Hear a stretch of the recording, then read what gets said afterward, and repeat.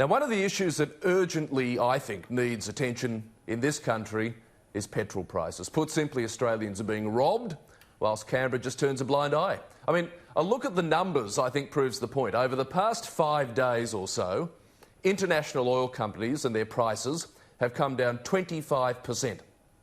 57% in the last month, a whopping 62% roughly since January the 1st, down 62%.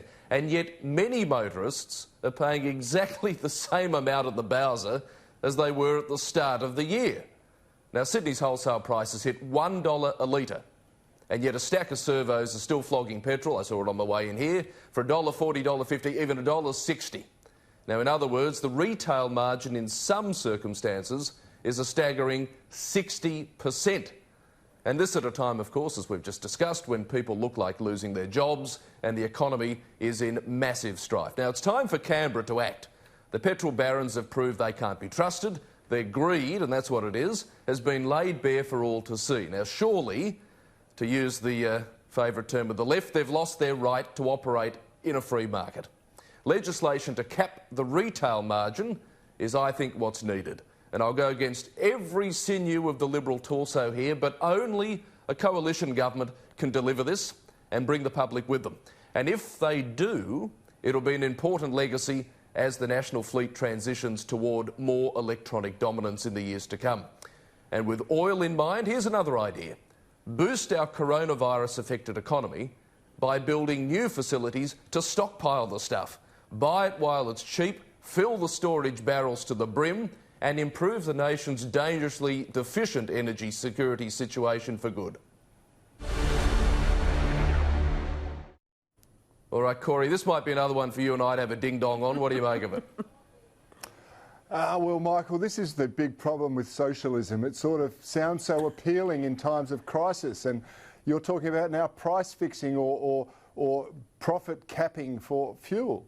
I don't agree with it. I think you can publicly shame people into doing the right thing. I think you're going to have all sorts but you of can't. We've tried it, Corey. We've been on. publicly shaming the ACCC, the government even have been publicly shaming the big oil companies for 20, 30 years. They don't give a toss. Yeah, Michael, it's imperfect. Of course it is. But it's the same in anything. The supermarkets have been profiteering at us until Costco and Aldi came along, and competition works in this space. So you can look at competition, but you know, the whole idea of government stepping in because of a circumstance and to justify them taking unilateral action in this space, I think, is fraught with danger. Because why not, you know, fix the price of milk, as Pauline Hanson suggested, or why not fix the price of bread to stop unreal profiteering as it goes along? Oh, well, let me put the hypothetical back to you then on milk. Okay, let's say the supermarkets, all of them, were selling milk for $9 a litre. Would you sit back and say, oh well, that's capitalism for you? Or would you say we should do something?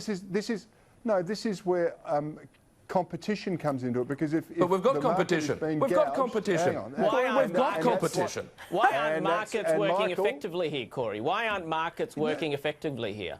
Well, now this is another question. Of course, there's no collusion in the fuel industry. We've found that through numerous inquiries. I think there probably is some collusion in it. But equally, having said that, I could have bought fuel the other day for $1 a litre here in Adelaide. Where my bugbear comes is that diesel is still $1.40, and diesel is what makes this country run. That's an issue.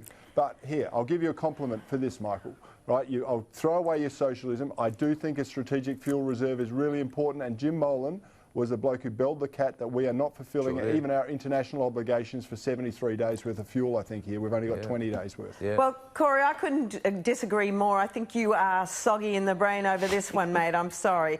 Because, frankly, you know, we even had Sims come in and speak with Alan Jones on 2GB last week, where he admitted that the ACCC is just a toothless tiger. You know, he was suggesting that, yeah, there is a rip-off, but just the motorist just needs to go and get it elsewhere. You know, vote with your wheels. Well, that is bloody ridiculous. You know, we know they're breaking the law. We know that they're ripping people off. Why should the onus be on the customer to have to go and travel kilometres to try and find somewhere cheaper? It's bloody... it's highway robbery, that's what it is, and we have to stop it. Okay, so let's just prick the socialist balloon for a moment by saying that probably about half the price of fuel is government taxes. So you want to fulfil first principles, let's cut taxes. Let's stop government taking as much money from the punters as possible, and the price of fuel will be lower. It's as simple as that. Not necessarily. Increase competition. Not necessarily. Well, I mean, you see, Corey, no, it wouldn't. No, not necessarily, because as we know, the so-called price cycle, which is one of the only inventions Australia's ever given to the world that no one else in the world's ever wanted, is such that at the moment, in Sydney, for example, and good luck to you in Adelaide if everywhere is $1 a litre, I doubt it. In Sydney at the moment, driving around, and I went from the far northwest right to the inner west yesterday, big drive, to prove the point. Almost everywhere petrol's 145 to 150 cents a litre for the cheap stuff, so-called cheap stuff. Now, the retail margin there, considering that the price per barrel, wholesale is $1 a litre, the retail margin is 50 to 60 cents a litre. Now, yes, government tax is there, but government tax bar the GST is a fixed component. Yeah. So, look, I mean, you can get rid of, say, 10 cents government tax. Do you really think the petrol price will come down 10 cents, or do you think the retail margin will go up 10 cents? I suspect the latter.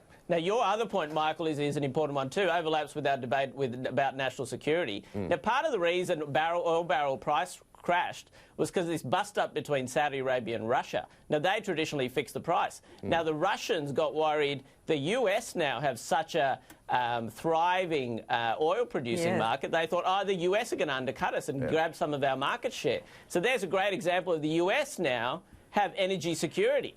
Well, isn't it interesting also that communist Victoria, Daniel Andrews, has now decided to, open up the gas wells a little bit, so maybe the lights are coming on there in these times of difficulty, that they have to just park their ideals and realise the realities of life, that we need energy. We need to keep our lights on, and we have to stop all that altruistic crap. Yes.